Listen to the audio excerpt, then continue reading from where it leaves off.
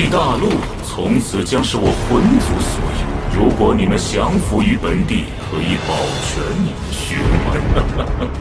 我已晋升斗帝，即便萧炎出关，照样只能臣服于本地。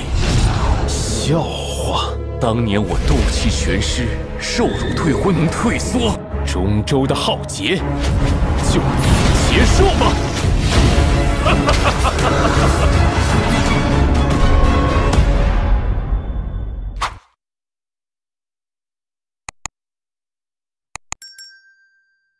！Dongeng Donghua, melawan alam langit yang tak tertandingi. Bab 10 Lembah Tianming, 4. Ketika orang-orang itu mendengar dia berasal dari klan Xiao, Wu Yong menggigil ketakutan. Bahkan leluhurnya tidak berani menyinggung keluarga Xiao. Jika Xiao Yan benar-benar menyalahkannya, bahkan Kaisar Ming pun tidak akan bisa menjaganya, dia.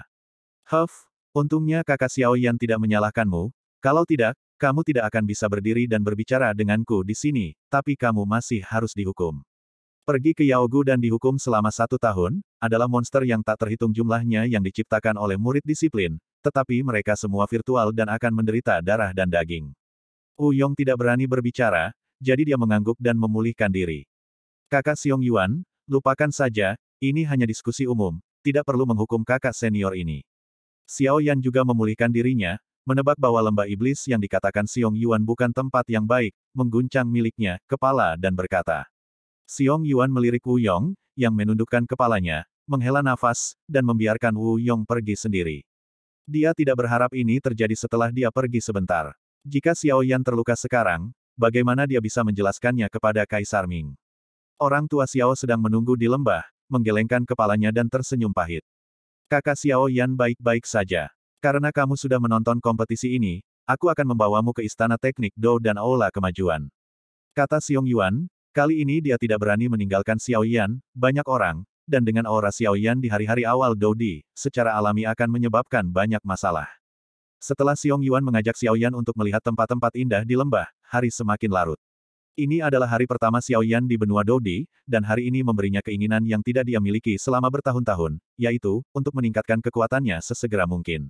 Bulan seperti piring perak, dan langit penuh bintang. Di platform bintang yang menjulang tinggi, Xiao Yan berbaring di titik tertinggi, memikirkan pertempuran yang terjadi hari ini, mengangkat telapak tangannya dengan beberapa perubahan, seperti 10 tahun yang lalu. Kesenjangan antara jari-jari di depannya menatap ke atas, bulan perak di langit. Memikirkan pertempuran sore ini, Xiao Yan menghela nafas ringan. Dia merasakan pertempuran itu. Di dunia ini, sepertinya ada kekuatan khusus yang menekan kekuatannya sendiri. Apa ini? Kekuatan macam apa? Keinginan akan kekuasaan dan kekuatan segera membanjiri hati Xiao Yan.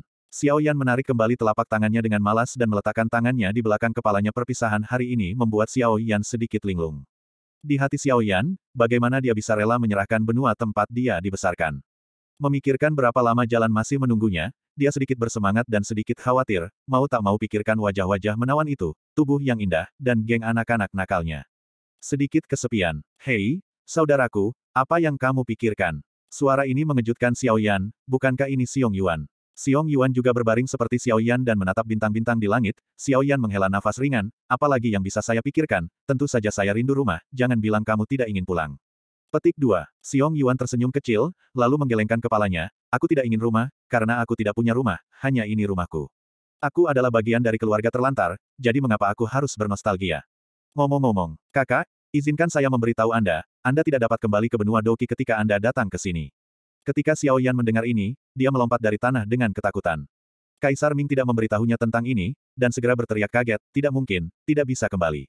Itu berarti aku tidak akan pernah melihatmu lagi, ke keluargaku. Xiong Yuan melihat ekspresi terkejut Xiao Yan dan hanya tersenyum kecil, sebenarnya, itu tidak sepenuhnya mustahil, tetapi sejauh ini tidak ada yang bisa melakukannya.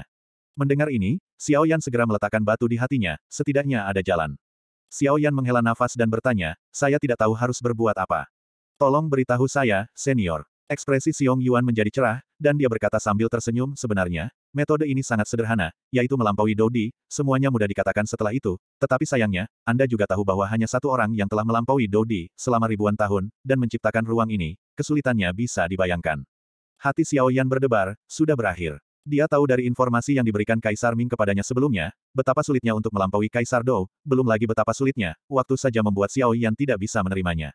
Membutuhkan waktu 1000 tahun untuk meningkatkan bintang menjadi 2 bintang, 4.000 tahun untuk meningkatkan bintang 2 menjadi bintang 3, dan bahkan 10.000 tahun untuk meningkatkan bintang 3 menjadi bintang keempat. 9 bintang, bahkan lebih mengkhawatirkan untuk melampaui Kaisar Dou. Pada saat itu, saya khawatir kerabat saya tidak ada, kan? Memikirkan hal ini, Xiao Yan merasa sedih dan diam. Berpikir bahwa dia mungkin tidak akan pernah melihat kerabatnya lagi, Xiao Yan tidak bisa tenang. Xiao Yan sangat sedih karena dia tidak akan pernah melihatnya lagi. Jika dia tahu ini, mengapa dia pergi ke benua ini? Melawan alam langit yang tak tertandingi. Bab 11 Lembah Tianming, 5. Siapa yang peduli, karena kamu dapat kembali setelah melampaui Kaisar Dou, lalu cobalah untuk melampaui, setidaknya masih ada secercah harapan, Suner, Cailin, anak-anak, tunggu aku. Setelah lama sedih, Xiao Yan perlahan pulih. Selama beberapa dekade terakhir, Xiao Yan telah mengalami keputusasaan yang tak terhitung jumlahnya. Langkah demi langkah, Xiao Yan secara alami membentuk karakter yang kuat. Xiao Yan penuh dengan ketekunan pada awalnya. Meskipun saya khawatir itu hanya 1 dalam 1 miliar peluang, selama ada tujuan, setidaknya dia tidak akan bergerak maju secara membabi buta. Demi kerabatnya, Xiao Yan akan melakukan yang terbaik untuk melawan apapun yang terjadi. Xiong Yuan menyaksikan Xiao Yan mendapatkan kembali kepercayaan dirinya dari momen kesedihan, dan tidak bisa menahan diri untuk tidak terkejut, mungkinkah anak ini pasti akan melampaui Dodi? Mustahil, berapa tahun telah berlalu, dan berapa banyak jenius seperti Xiao Yan sekarang. Pada awalnya, mereka penuh percaya diri, tetapi kemudian secara bertahap mulai putus asa. Xiong Yuan tidak pandai menyerang Xiao Yan, jadi dia tidak banyak bicara, hanya menemani Xiao Yan untuk melihat bintang-bintang, berbicara tentang hal-hal lama, dan berbicara tentang dunia. Setelah semalaman mengobrol dengan Xiong Yuan, Xiao Yan mendapatkan banyak hal yang membuat darahnya mendidih. Dikatakan bahwa tidak ada yang menyelesaikan benua Doudi, dan banyak keluarga tirani disembunyikan di mana-mana, dan tidak ada yang menemukannya. Banyak orang kuat kehilangan nyawa karena bepergian, sehingga setiap tempat di benua Doudi penuh dengan wajah bahaya. Tidak ada yang berani mengatakan bahwa dia adalah yang terkuat, dan tidak ada yang tahu apa yang ada di benua ini. Apa yang tersembunyi di benua Doudi, bahkan profesi apoteker menjadi aneh dan tidak terduga. Nilai pil obat menjadi tak terbatas. Mungkin orang kuat di depan Anda diubah oleh pil obat. Obat ini terlalu misterius, dia bisa mengumpulkan energi spiritual langit dan bumi dan menghasilkan kesadaran spiritualnya sendiri. Kesadaran spiritual semacam ini mungkin jauh melebihi orang biasa. Bahkan pil obat di darat tidak mudah dipusingkan. Jika ada apoteker, tidak akan ada kekurangan obat-obatan penyulingan. Ada hal-hal di benua Doudi yang mirip dengan api yang berbeda di benua Doqi, tetapi ini bukan sesuatu yang dapat dibandingkan dengan api yang berbeda. Kaisar Yan bahkan tidak dapat memiliki peringkat di sini, dan dapat dibayangkan seberapa besar kekuatannya.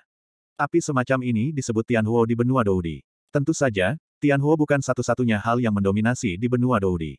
Dikatakan bahwa segala sesuatu berinteraksi satu sama lain. Jika ada yang, pasti ada yin, dan jika ada yin, pasti ada roh. Ada 3 hal aneh di benua Doudi. Ini adalah 3 jenis objek. Mereka disebut 3 hal aneh, 1 api langit aneh, 2 roh hantu aneh, dan 3 segel roh aneh. Ketiga hal aneh ini adalah hal yang diimpikan semua orang. Itu mungkin membuatmu tidak bisa tidur semalaman. Jika kamu menjadi orang kuat yang menginjak 10.000 orang, itu mungkin juga membuatmu menghilang dalam sekejap di benua ini. Tapi ini adalah sesuatu yang bisa kamu temui dan tidak bisa kamu minta, jadi kamu harus. Sangat sedikit orang yang memiliki 3 hal aneh ini. Malam ini beritahu Xiao Yan bahwa mungkin sesuatu yang ada di puncak benua Doqi mungkin tidak berharga di sini. Setiap orang mungkin juga memiliki peluang dan nasib yang berbeda, mungkin Anda tidak berharga hari ini, dan Anda bisa menjadi pahlawan dalam semalam. Dimanapun Anda berada, kata peluang sangat diperlukan. Tidak ada kekuatan di sini, Anda hanya seekor semut, kekuatan adalah segalanya. Malam berlalu dengan tenang seperti ini, dan matahari yang berapi-api naik seperti anak kecil yang merona. Pagi-pagi sekali, Xiao Yan dan Xiong Yuan turun bersama. Setiap pagi, semua murid di Lembah Tianming akan pergi ke alun-alun untuk belajar satu sama lain. Ini adalah praktik Lembah Tianming. Di alun-alun, Anda dapat memilih lawan dengan kekuatan yang sebanding untuk saling belajar dan mendapatkan lebih banyak pengalaman tempur. Tetapi di alun-alun yang luas, keterampilan bertarung yang penuh warna dilepaskan satu demi satu. Boom, suara pertempuran pecah satu demi satu di alun-alun, bergema memekakkan telinga di langit. Xiao Yan tidak bisa menahan diri untuk tidak mengerutkan bibirnya, adegan mengumpulkan begitu banyak Kaisar Dou untuk bertarung satu sama lain memang sedikit mengejutkan. Melihat sekeliling, ada tidak kurang dari 1.000 murid di Lembah Tianming, tidak mengherankan bahwa barisan seperti itu dapat masuk ke dalam kekuatan kelas 1 negara kekaisaran.